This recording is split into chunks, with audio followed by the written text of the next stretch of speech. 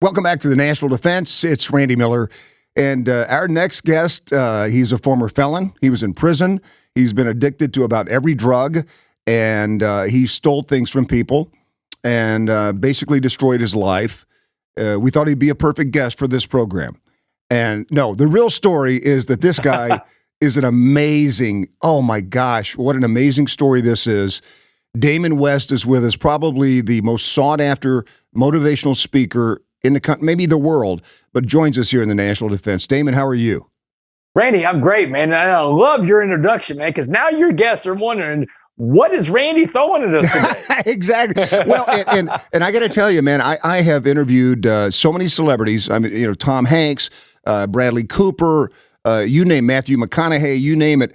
This is the most intimidated by you that I've ever been with anybody, because your message is so great, and I want to get this right. You know, it's one of these things where I could appear somewhere, and I've been speaking all my life and never get nervous. But if you ask me to speak at a church, well, that's when the sweaty hands and palms start.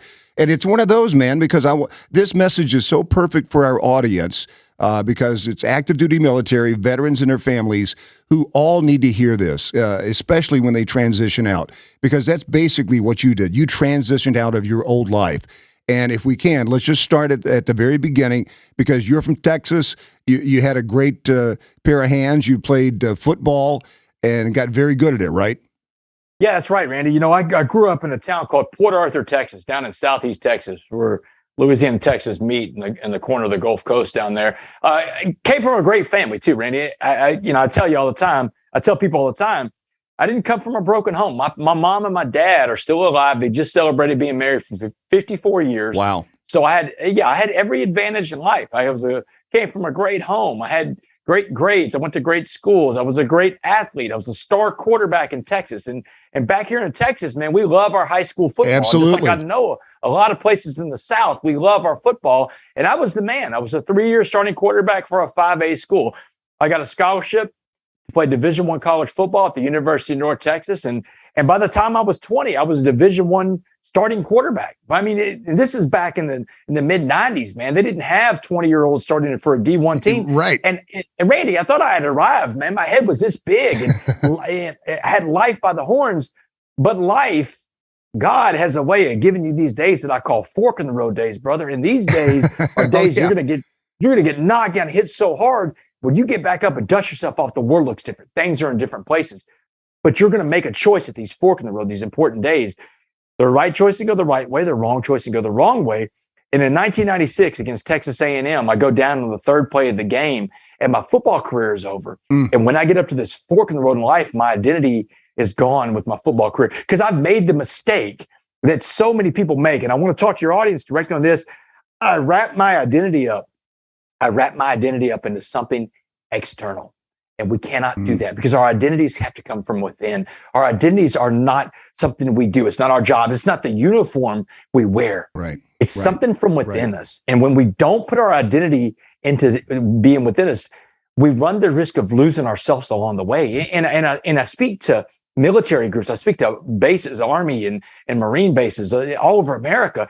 And I talk to soldiers and I talk to Marines. I talk to people in the service about this very thing right here, because your identity is who you are. It's about being a servant leader or whatever you make it be. And Damon, you make another great point here, and let me just kind of fill in a gap between what you went through in the military, because what else happened? You lost your identity, but you also lost your mission, and that's what happens with a lot of military when they transition out, is because they had this great mission. They were doing something every day that they loved. They were protecting our country. They were doing their duty, and then all of a sudden it was on. It's done, and that was kind of like you, right? Absolutely. And I've never heard it put like that. But Randy, that is so true. Because I told my dad's a sports writer. For 50 years, he was a sports writer. And I was a football player. And we had this amazing bond because of sports. And once football was gone, my identity was gone with it. But it's because I put so much into football. Man, I was not the biggest guy when I played sports, but you couldn't outwork me. And I became the best at what I did because I put so much effort into it. I didn't find anything else on when football was gone in 96. I couldn't find anything else in life to pour myself into like I did the game of football. I lost my mission. I've never heard it said like that. Yes, my mission was gone. And Randy, here's the scary part, is that it would take me on a journey to find my mission again, because I used so many drugs to deaden the pain from that. I put chemicals in to change the way I felt. I did not deal with life. This is so good. On life's terms, because I couldn't find a new mission. And I've got my mission now, but that's what we're going to talk about today. The road that I had to go down to find a new mission, man. And if we can stop even one person that's listening to this from having to go down any of that road, we've done our mission today. That happened, yeah, absolutely. And that happens so many times, Damon. We're talking to Damon West here on the National Defense about something so important. And when you lose that mission, and a lot of people turn to drugs or alcohol or something else to fill that void. And you did the same thing. What got you into drugs, and how deep did you get? Yeah, the first drug, I would say, if we're going to go back to the beginning, the genesis of it, when I was 10, I started drinking my dad's beer out of the fridge. 10? And that was the first drug. Yeah, 10. Here's the deal, too. I say the drug, my gateway drug was alcohol, because it's the first drug ever. And alcohol is a drug. I mean, let's be honest, if you're 10 years old drinking it, now you're doing criminal behavior because you're not allowed to. But that was the gateway. After that, it was marijuana. And I didn't get into more hardcore drugs until after my injury in college. That's when I started putting in more stuff to dead the pain: cocaine, ecstasy pills. But I graduated from college in 1999 from University of North Texas. I went on to work in the United States Congress. I worked for a guy running for president of the United States. In 2004, I'm in Dallas training to be a stockbroker for one of the biggest Wall Street banks in the world, UBS, United Bank of Switzerland. But Randy, since we're talking about it like this, I still didn't have a mission. That's the whole thing. I'm listless out there, and I'm susceptible to anything, and I'm putting in the drugs to change the way I feel. And one day in 2004, I'm passed out asleep at work at UBS, one of the biggest banks in the world. I'm in Dallas. And this other broker comes up. He sees me sleeping. He wakes me up. He's visibly shaken. He's like, "Damon, wake up." He said, "You cannot sleep on a job like this." He said, "Man, the stock market's open. You're messing with people's money." He said, "They will fire you if they catch you sleeping here." He said, "Come on down to the parking garage. I have something that's going to pick you up." So Randy, I go to the parking garage with this guy, and I think we're going to do some cocaine, because that's what I'm into at the time, is cocaine. But when we get into his car, he hands me this glass pipe with these crystal rocks in it. And I've never seen a glass pipe before. And I'm like, "Man, what is that?" And he's like, "Damon, just relax." He said, "It's crystal meth." He said, "You're going to love this stuff." Oh, Randy. Man, Randy, truer words never been spoken, because I fell in love with crystal meth that day. I tell audiences all the time, especially military audiences, this stuff, this meth, is the most evil, most destructive, most addictive drug ever created by man. The stuff is made in a lab. It's made to get you hooked. I smoked it one time, instantly hooked, just like that. And I'm going to tell you something too, Randy, because I think a lot of your audience, I know everybody struggles in life. Everybody struggles with something, but I know your audience struggles, and there's going to be people out there that are struggling with addiction, drug and alcohol, maybe addiction to something you should be watching on the internet, and maybe they don't even know it's addiction yet, right? Absolutely, but it's something that takes you away. I'm going to tell you how you can decide whether or not you have an addiction to something. Yes, is this: I'm an addict. Today I have a program of recovery. I'm in AA. That's how I deal with my addiction. But I'm going to tell you something: when I'm in my addiction, just like any other addict on anything they're addicted to, addicts give up their goals to meet their behaviors. Normal people give up their behaviors to meet their goals. Not an addict. They cannot control the fact, and they give everything away for it. And that's exactly what I did in my life. I gave up all my goals. I gave up the mission to meet the behaviors. Right. And along the way, your family, your friends, your job, and eventually your freedom, right?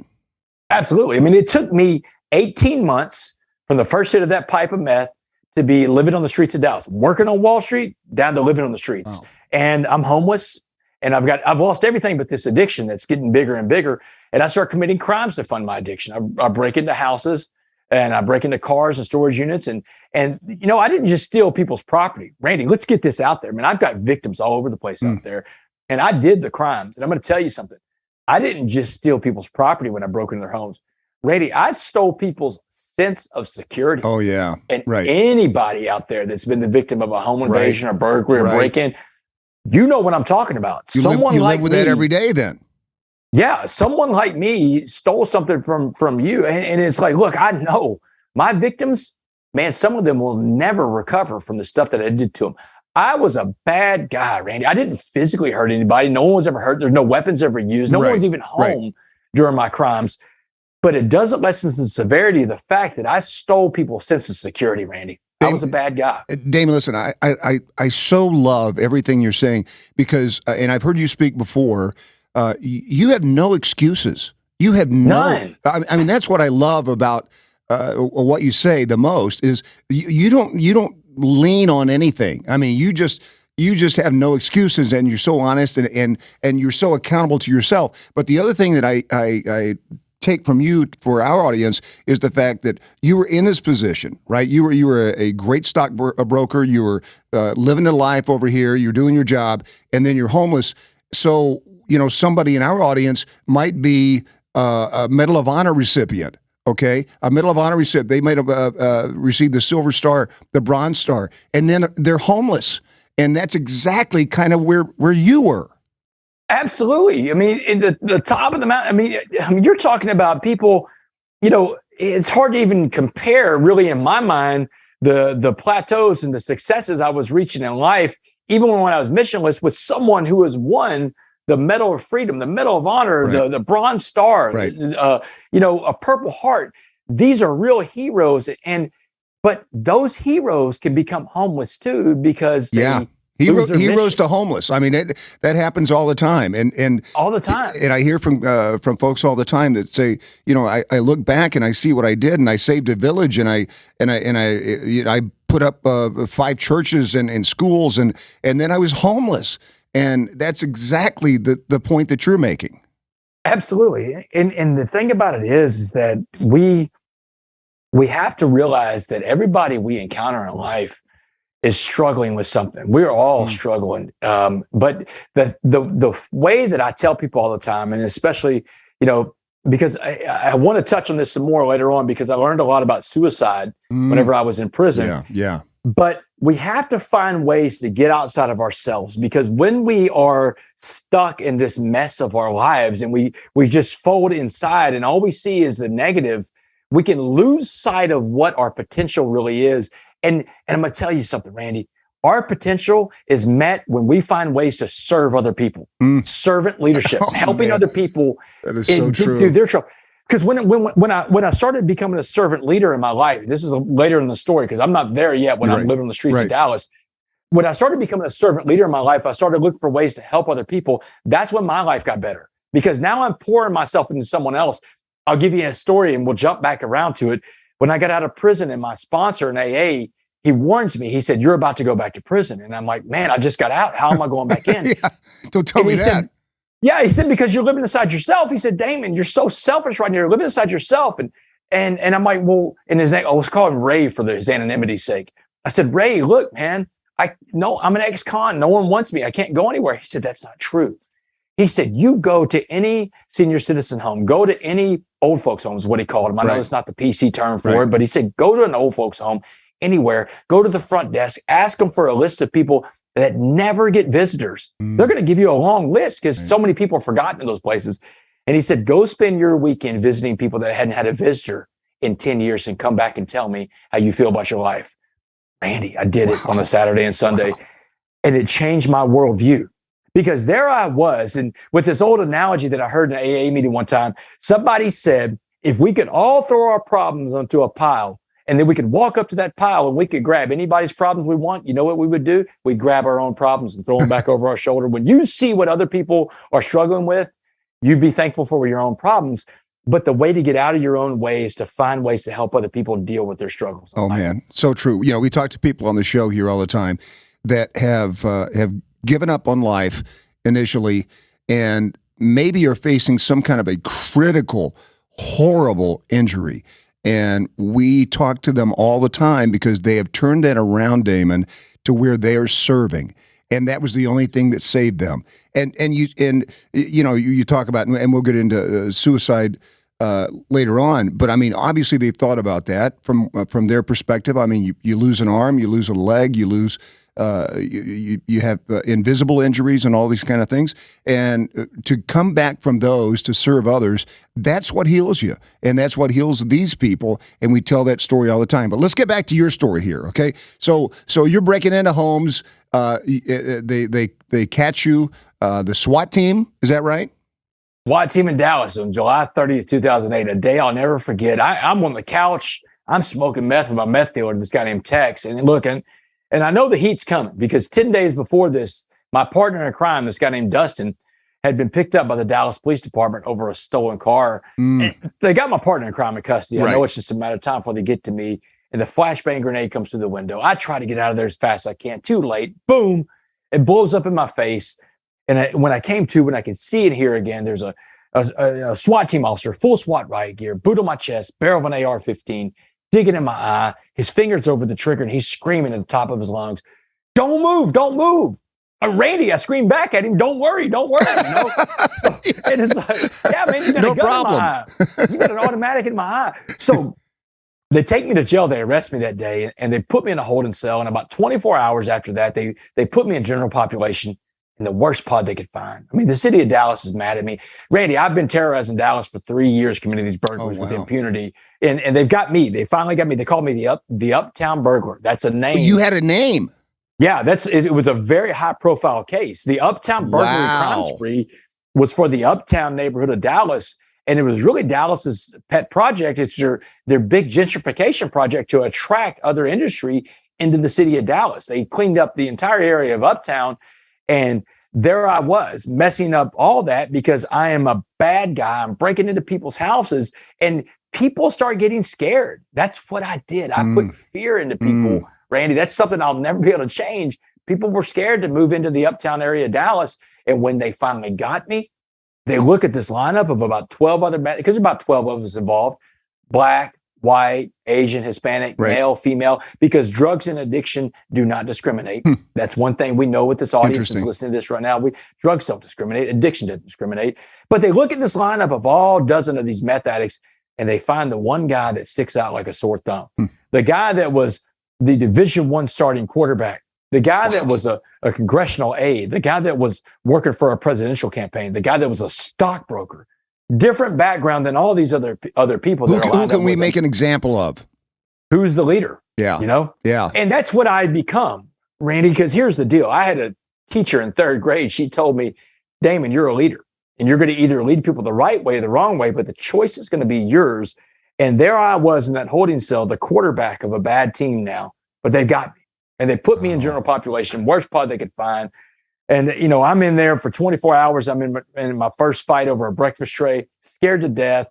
And all I want to do is talk to my mom, my dad. So I talked to my mom and my dad on the phone, and my mom basically tells me, you're now a captive audience to God, and you better start listening to God. I love your mom. Oh man, she's incredible. She's a rock star. Yeah. She reminded me, she said, baby, we can't save you. God can save you. She said, and she reminded me of this prayer plaque that I had on my wall as a kid. And it was the Serenity Prayer.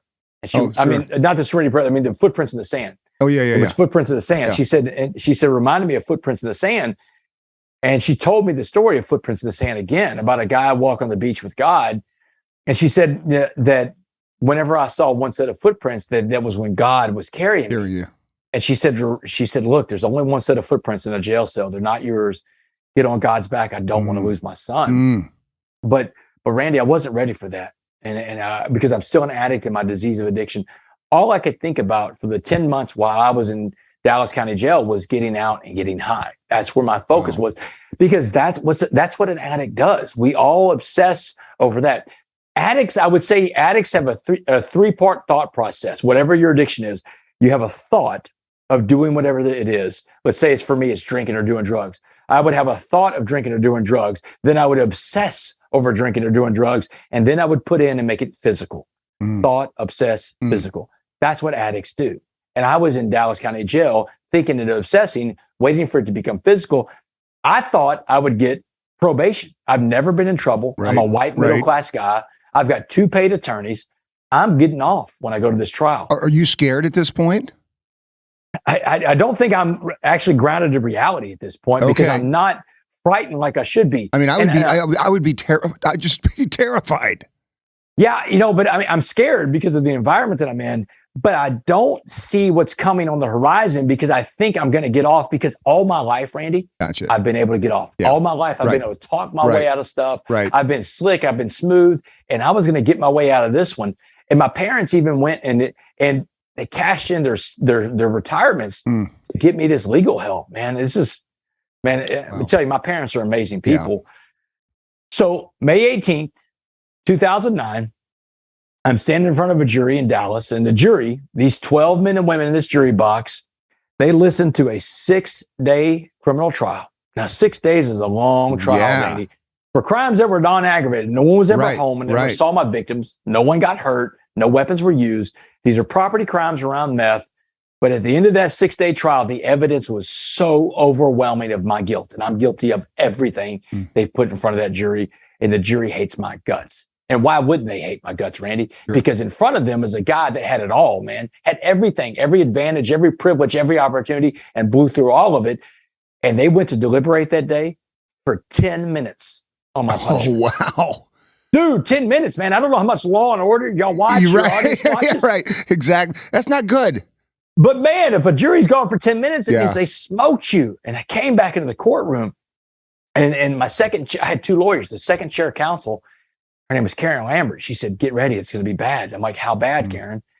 And she said, "Well, you were gone for that brief 10 minutes. The jury sent a note into the judge from the jury room and wanted to know if they could give you life without parole." Oh my gosh. Randy, oh my gosh. Randy, life without parole is a capital punishment. These are crimes reserved for people that have killed someone in the act of another crime, that have hurt a child in a way. These aren't capital crimes. No one, I never even saw my victims, man. And I'm like, Karen, that's crazy. That's not even the same kind of crime. There's got to be some jealousy there too, Damon. On the part of the jury, because they all aspired to the life you had. You had it all.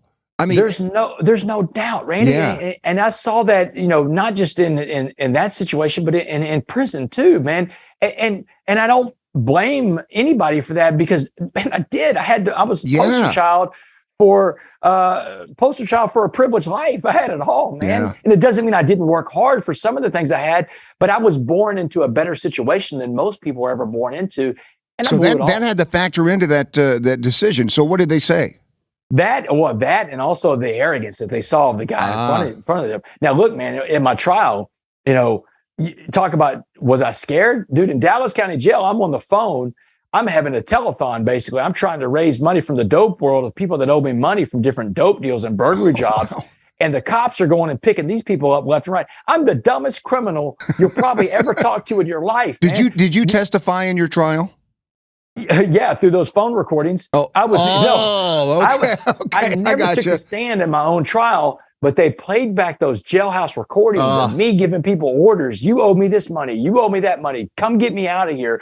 And it sounds like a mob boss. It does. Running his crew. Yeah. It does. And that's what they called me. They called me things like the Al Capone of Dallas, the Tony Soprano of Dallas. But Randy, it wasn't like that. The reality is I'm a meth addict. I'm the head of this organized crime ring. But I have nothing to show for all the burglaries I've done. I smoked everything I got. Right. I'm just a drug addict breaking into people's houses. I'm the head of the whole thing. But they painted it like I was some sociopath breaking into people's houses and sitting on all the profits of this, the ill-gotten gains of my crimes. But the reality is I don't have any ill-gotten gains. I can't even afford an attorney. But I can't tell them that unless I take the stand. So I don't take the stand. My lawyer advised me against it. And the only time they ever hear from Damon West is jailhouse recordings. And the evidence is overwhelming. I'm telling you, man, I was I was a bad guy. And the jury. But like you say, you've never served time. So are you still thinking, even at this point, that it's not going to be that bad? Yeah, I mean, I think the worst I'll get is because burglary really is a 20-year maximum offense. But when they tack on the organized crime and the mastermind charge, that means it can go up to life. Your punishment range goes from 0 to life now. Wow. And so when she tells me they wanted to give me life without parole, I'm starting to realize this is going to be very bad. Yeah. And the judge gavelled the court back in. He hadn't smiled the entire trial. Now he's grinning from ear to ear. And he reads the verdict out. He says, Damon Joseph West, you are hereby sentenced to 65 years in the Texas Department of criminal justice. Randy, 65 years in Texas is a life sentence. They stop, the state of Texas stops calculating your time on the timesheet at 60 because you can't do more than 60 years in a prison. You have to be 17 to go to prison. You can't do more than 60 years. How old are you at this time, Damon? 33 years old. 33, facing 65. 33 facing 65. I'm looking at getting out when I'm 98 years old if I do day for day of that. Wow. If I do day for day of that. Right. And the jury, man, it just, man, they maxed me out that day. And you know what? There was a time in my life when I held a resentment against the judge in my case, because the judge was a guy named Mike Snipes. I used to hang out with Mike Snipes because I used to go drinking with him we had a mutual friend that had a yacht. We would go drinking in the late 90s together. I expected some kind of privilege or favoritism from my old buddy. You even Mike knew Snipes. the judge? Knew the judge. And you know what? This guy hammered me left and right. And I had a resentment for a long time against the judge. But I'm going to tell you what I learned in my program recovery that I think this would be helpful for your audiences. As I learned this axiom in life, that whenever I am disturbed, there is something wrong with me. When I am disturbed, there's something wrong with me. And what that means is this: every problem that I have in my life, I play a role somewhere in there. And that's the part that I can work on. The only part that I can change is me. So my resentment to Judge Snipes, I had to work on that in my program recovery. I had to do a personal inventory. And my personal inventory makes me take every single resentment I have and find the role that I play in it and work on that part. So I plug in Judge Snipes and I'm like, all right, Judge Snipes, I go and I get 65 years in this court. And I got to figure out what part of my life that sentence affects, because there's three basic instincts that we make all of our decisions off of in life, Randy. Our instinct for social, to be accepted in society, for security, to have financial security, family security. These kind of things are important for us. And our instinct for sex. And I'm not talking about sex in a promiscuous way. I'm talking about sex in a relationship kind of way. We all have these desires as human beings. These three core instincts drive all of our human behavior. And I plug in Judge Snipes and I'm like, this verdict, this 65 years, what basic instincts did that affect? Security? You bet it did. I got sentenced to life in prison. Right. Acceptance in society? Knocked that one out of the park too, because now I'm an ex-con and I'm on, I'm always going to be an ex-con. Your desire for sex and relationships? You bet it got that, because I'm in prison. Gone. And Judge Snipes was a resentment that I carried around that touched all three of those things. But then the last column of a personal inventory, what role do you play, Damon? The role that I played was a drug addict. I broke into people's houses. I committed crimes. I broke the social contract that we have in society, the social contract that says that we can enjoy all these things that go into society as long as we follow the rules. I broke that. And because I broke that, I put myself in this man's courtroom and I allowed him and a jury to give me whatever sentence they wanted to, because I chose to break the law. Wow. And now my powerful. resentment to Judge Snipes was gone. Randy, I work a personal inventory. Anytime something's bothered me, I work a personal inventory. And look, man, you're in America right now. We are filled up. We are bottled up with hate right now in this country. And it comes from the left. It comes from the right. But I've got to take a step back and separate myself from that. And when I'm disturbed about something, I ask myself, hey, what role do I play? Because I'm going to work on that part. Because we don't do that. Nobody does that. It's all their fault. It's all your fault. It's all, I don't want to hear what you say because you're wrong. I know you're wrong before you even open your mouth, but that is so wonderful. What role do I play in that? We're talking to Damon West here in the National Defense. Be a coffee bean is the sign behind you. And this is such a great story. I want you to get to that here in just a couple of minutes. Yeah. So let's get to that, because that's really the meat of this thing. Yes. That's where your audience is really going to grab onto something today that they may never have heard before, but they can take with them, because anybody that's 5 to 95 years old picks this message up and runs with it.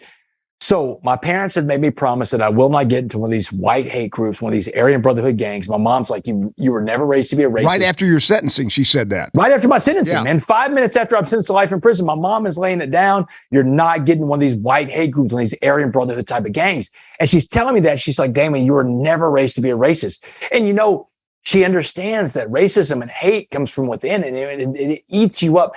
Hate corrodes the container it's contained in. And she doesn't want someone to come back to her filled with hate, because she tells me, You weren't raised to be like that. She said, you come back as the man we raised, or don't come back to us at all. No tattoos, Randy, no hate groups. Nothing. No tattoos. She said, no gangs, no tattoos. And I mean, I show people my arms all the time, man. No tats after almost 10 years in prison. So in Dallas County Jail, I'm asking all these guys that have been to prison before, black, white, Asian, Hispanic, how will I survive? What am I going to do? And every guy I talked to, man, they said the same thing. You have to get into a gang. I won't survive without a gang. They told me that's just, you can't survive without a gang. But there was this one guy, this older black man in Dallas County Jail named Mr. Jackson. And Mr. Jackson pulls me aside every day. He's a real positive guy. He fills me up with positive energy every day. He's a light in a dark place. And one morning he tells me, he's like, West, I've been watching how you're dealing with these knuckleheads and these dummies, talking about you got to get into a gang. He said, don't listen to these fools. He said, if you want to keep that promise you made to your mom and your dad, then here's how you're going to survive. He said, prison is like a pot of boiling water. And he said, anything we put into this pot of boiling water is going to be changed by the heat and the pressure inside that pot. He said, I'm going to put 3 things in this pot of boiling water and watch how they change. A carrot, an egg, and a coffee bean. So here's where I first heard the story of the coffee bean. The story that the message that's spreading all over the world right now of be a coffee bean. Here's where I first heard it, Randy, in the summer of 2009 in Dallas County Jail. So he said, first things first, Wes. He said, if I put a carrot in that pot of boiling water we call prison, he said, what happens to the carrot? I'm like, well, the carrot's going to turn soft, Mr. Jackson. He said, that's right. He said, the carrot goes in the water hard, but the prison turns a hard carrot soft, mushy, and weak. And I think your audience can relate to this right now. Oh, absolutely. Because we've all been the carrot before. And that's what he tells me. He said, you're going to be the carrot. It's okay to be the carrot, but you can't get stuck there. He said, the egg. What happens to the egg in the pot of boiling water we call prison? And I'm like, well, Mr. Jackson, the egg is going to turn hard, man, like a hard-boiled egg. He said, that's right, West. He said, the egg has a shell that protects it physically, but inside that shell, that soft liquid core, the egg's heart, has become hard. He said, if your heart becomes hardened, you're incapable of giving or receiving love. And he said, if you're incapable of giving or receiving love, you have become institutionalized and you will not come back as someone your parents recognize because your eggshell will have swastikas tattooed all over it. Mm-hmm. So then he asked me, Randy, he said, what about the coffee bean? What happened to the coffee bean in the pot of boiling water we call prison? And Randy, I didn't have an answer for Mr. Jackson. I didn't know what happened to a coffee bean in a pot of boiling water. And that's when Mr. Jackson, a man that looked nothing like me, didn't come from the same America that I came from, didn't believe the same things I believed in life fundamentally or spiritually. Man, this is a black Muslim man from the streets of Dallas, Texas. Wow. I'm a white Catholic guy from a little bitty town called Port Arthur. But this man, so different than me, shared with me one of the most important and transformational messages I've ever received. And Randy, I tell people all the time, the moral to that is this: if you ever shut yourself off to someone because of their differences, different race, different gender, absolutely, religion, sexual orientation, if we close ourselves off to people because of their differences, then we're going to miss some of the most important lessons and some of the best friendships in this life. Yes. Because Mr. Jackson told me that day, he said, if I put a coffee bean in that same pot of boiling water we call prison, he said, now you got to change the name of the water to coffee. Because he said the coffee bean, the smallest of the 3 things, he said, small like you, had the power to change the entire atmosphere inside that pot. Because the power was inside the coffee bean, he said, just like the power is inside of you. And he told me, he said, everything else is changed by the water. Carrots are changed by the water. Eggs are changed by the water, not the coffee bean. He said, the coffee bean is the only thing that will change the water. And he told me everybody in life, we all put out energy, negative or positive. And whatever kind of energy you put out, you attract back. It's the law of attraction, Randy, and it works. He's telling me, are you thinking Mr. Jackson is crazy at this point? No, man. But what I'm thinking is that how am I going to do this? I don't understand. How am I going to do that? And he's telling me the last 4 words he ever tells me are the 4 words you see behind me. Be a coffee bean. Right before the prison bus comes to pick me up to take me to serve a life sentence in one of the toughest maximum security prisons in Texas, one of the toughest prisons in America.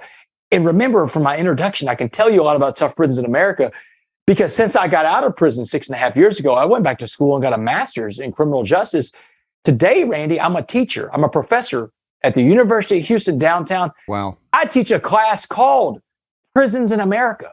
at one of the biggest universities in America. I'm the only professor in the world that ever lived in a prison and teaches about prison. Well, and the other thing, Damon, that Mr. Jackson told you was about fighting, right? That's right. He told me, he said, you don't have to win all your fights, but you do have to fight and you did, all your fights. And you did. Once you got to prison, I mean, you fought, if not every day. I mean, you always had a fight coming, right? Yeah, the first 2 months was the biggest baptism by fire. But Jackson was right. He told me to expect what to expect. I'm gonna have to fight the white gangs first. After the white gangs would come the black gangs, and I had to survive all of that to earn my right to walk alone. And Jackson was spot on, man. It took 2 weeks of constant fighting with the white gangs, and I lost most of my fights, Randy. After it was the white gangs for 2 weeks, then it was the black gangs, just like Jackson said it would be. And I lost most of my fights, but I won all of these fights because I kept showing up. Jackson told me, you don't have to win your fights, but you have to fight your fights. Never been something truer said in life. That means that some days we're going to win, and some days we're going to lose. That's a fact of life. Losing is okay. It's not something you aspire to, but it's something you know is going to happen. But when you lose, what lessons do you learn, and do you pick yourself back up? How long does it take you to pick back up? And I learned, I got a little bit stronger, a little bit better. I learned two things about adversity when I was going through this first 2 months of prison. One is adversity is never as bad as I think it's going to be. Right. And I'm always capable of way more than I think I am. You see, because as human beings, we tend to let overthinking get in the way of overcoming these obstacles in life. Did you ever think about suicide? Yeah. Now, Randy, that's where I was getting to the story right there, too. Perfect timing, because here's what happened. About 6 weeks into prison, I'm fighting the black gangs at this point, and it was on a Friday. I got jumped by 4 guys, and I'm a broken man. I'm done. And Saturday morning, I wake up, and I've got a plan. My plan is this. I'm going to go to the church service that they have in the chapel. They call it the Chapel of Hope in prison. I'm going to the Chapel of Hope, but I'm hopeless, because once I get done with my church service, the Chapel of Hope, I'm going to come back to my bunk, and I'm going to hang myself. I'm going to kill myself that morning in prison. I'm done. I'm tapped out. I'm done. So I go to the church service. I've got my sheet ready to go in my bunk. I go to the church service, and I'm standing in this church service. There's 200 other inmates in there with me. And I'm standing there, just dead serious look on my face. And I feel a tap on my shoulder, and I look over, and it's this little volunteer chaplain lady named Ms. D. And Ms. D is like a little 84-year-old lady. She walks with a cane. She taps me on the shoulder. She said, "Mr. West, come with me." So I follow Ms. D to her office. And when we get into her office, she sits me down. She says, "Mr. West, I can see that something's bothering you today." She said, "What's wrong? Tell me what's bothering you." Now, Randy, I'm floored. I'm like, man, what's bothering me? I mean, there's 200 guys in this chapel. Right. Something's bothering everybody in that room, man. How does she pick me out of this room? Everybody's struggling in that room, man. We're in prison. But she picks me. So I unload on her. I start crying, and I tell her, "Ms. D, I can't take it anymore. I can't do this." And I told her what my plan was, that I'm going to kill myself. I'm done. And she said, "Mr. West, she was real calm. She said, you can't kill yourself." She said, "You can't give up on God." And the minute she mentioned God, Randy, I was like, "What do you mean God? How can God create a place so wicked and evil and sinister as this prison that I live in right here?" And she was just real calm. She said, "Mr. West, you're not the first person to question God. You won't be the last." She said, "The Bible is full of people that question God, but they all came back to God because they learned what the secret to faith was." And I'm like, "Miss D, I need to know what that secret to faith is." Yeah. And she said, "It's this." She said, "If you're going to pray, don't worry. And if you're going to worry, don't pray." She said, "You can't have it both ways, Mr. West." She said, "You're either going to let God drive the car, or you're going to drive the car." She said, "But the last time you drove it, you parked it in a maximum security prison. So choose who gets those keys, but choose wisely."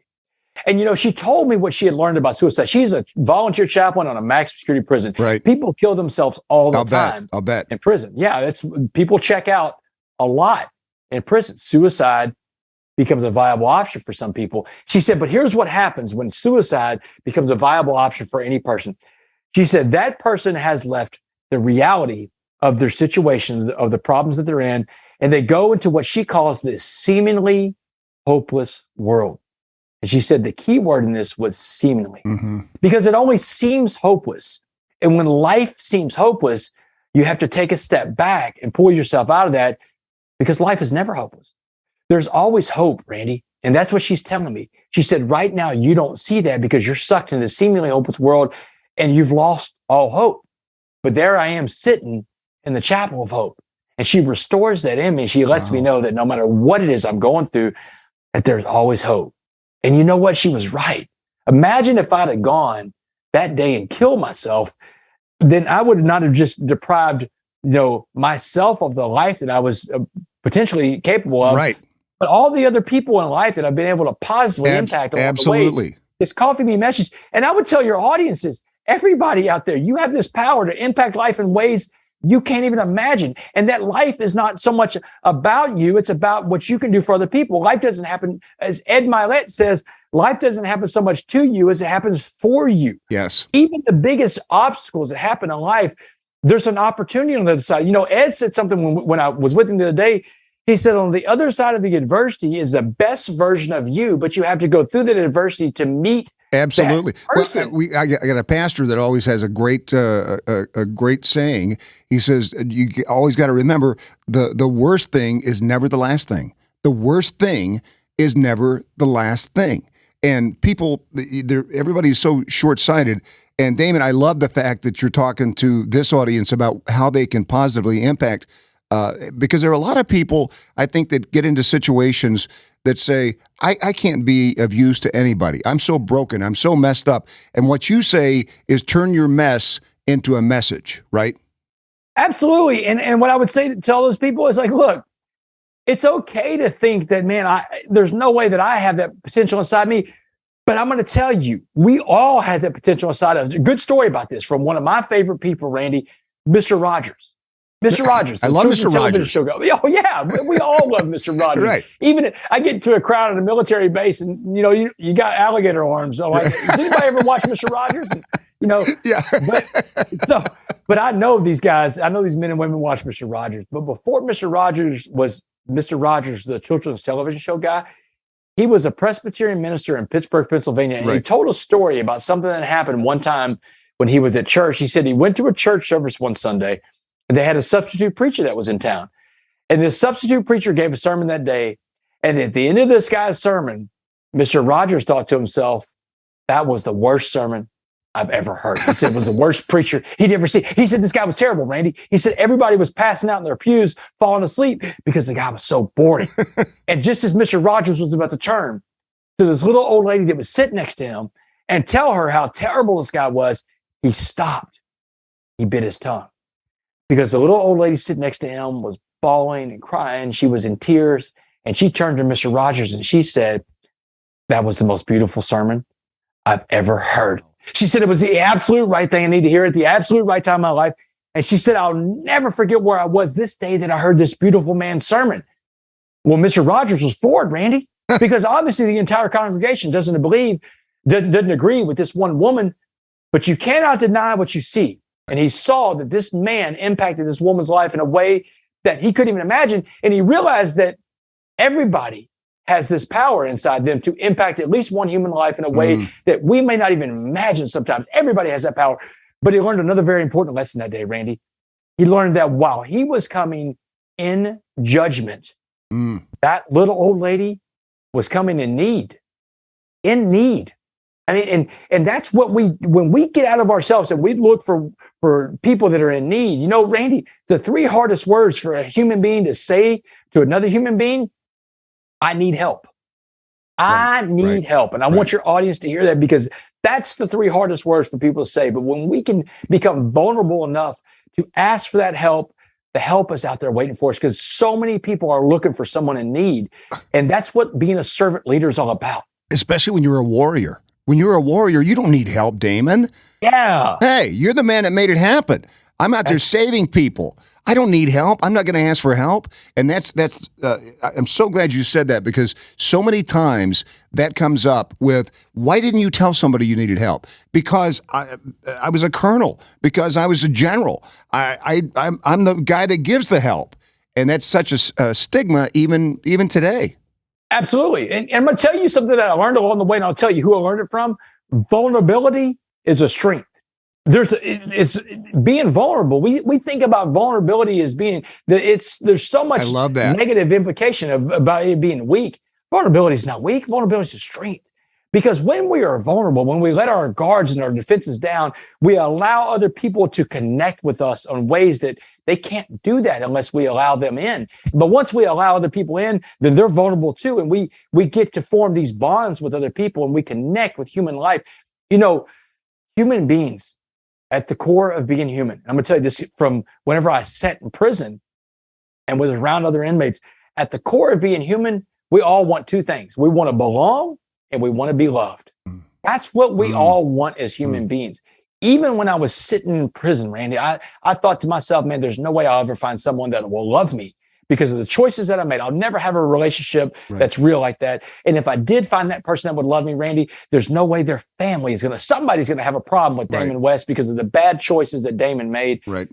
But I'm going to tell you something, man. This ring on my finger shows you that man plans and God laughs. I know who you heard that from. That was from Dabo Sweeney, right? Oh man, Dabo has a lot of different. We call them Daboisms, and I don't know if it was where I heard it from him or first. It was a Yiddish saying that I've seen a couple of times before.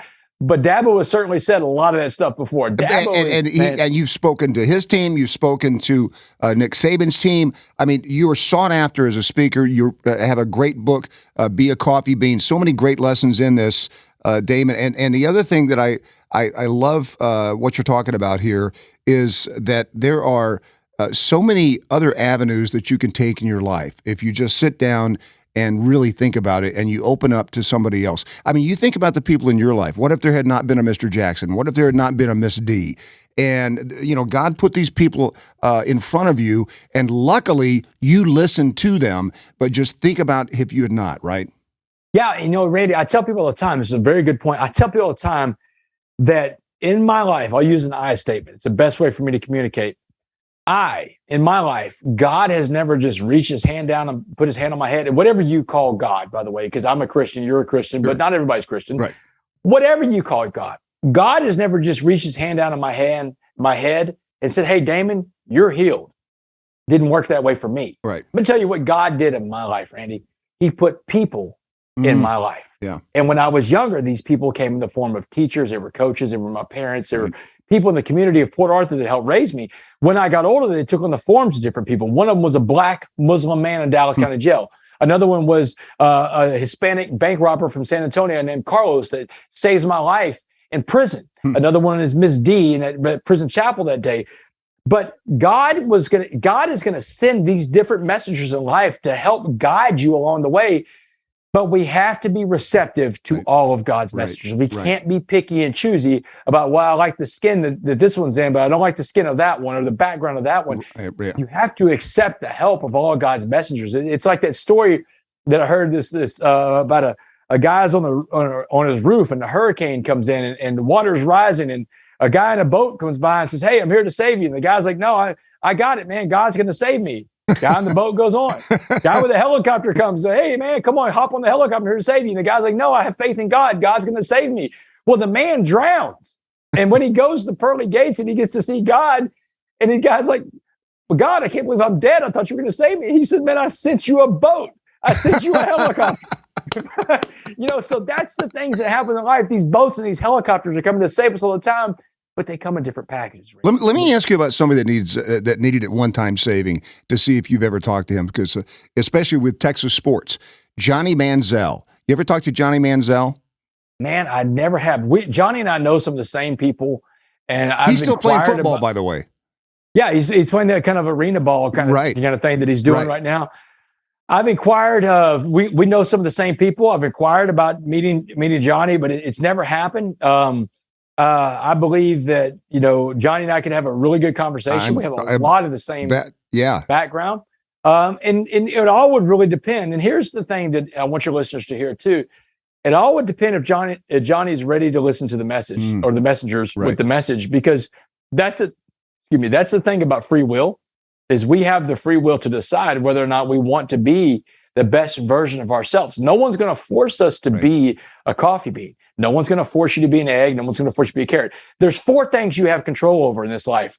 You control what you think, what you say, what you feel, and what you do. What you think, what you say, what you feel, and what you do. And if it's not one of those 4 things, we really don't have control over that. And the part about what you do, your actions are so important. And that's where it is in life. That's where you meet your goals in life, your hopes, your goals, your dreams, by taking action. And if Johnny's ready to take action and would love to talk, I'd love to talk to him sometime. And everybody's at a different point in their journey. You know, that's easy to forget. Whether it's your spiritual journey, your educational journey, your physical journey, whatever, your emotional journey, everybody's at a different point in that journey. And you can't assume that just because you are 62 years old, that 62-year-old sitting beside you is exactly in the same place you are. Absolutely. And it's so true. We are all on different parts of the road of life. And you know what? There's going to be some times when you go back to a part you've already traveled because you have a setback in life, and that's okay.